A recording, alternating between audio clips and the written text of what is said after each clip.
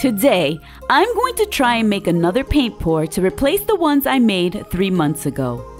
They're okay, but the paint cracked and the composition is not what I had hoped for.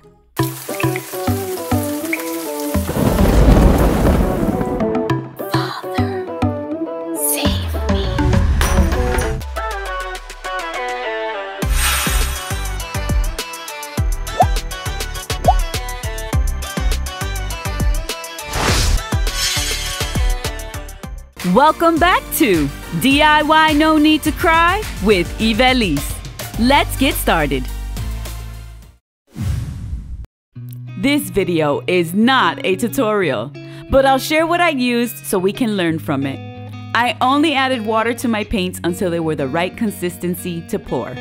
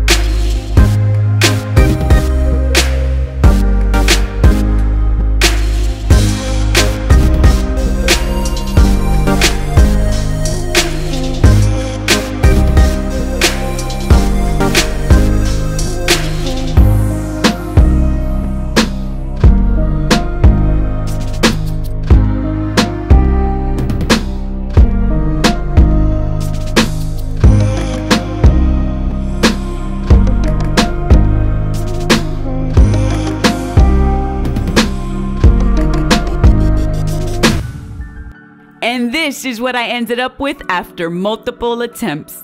I would have kept trying if I didn't run out of paint, because even though I finally got the color combo right, I'm still not happy with the composition.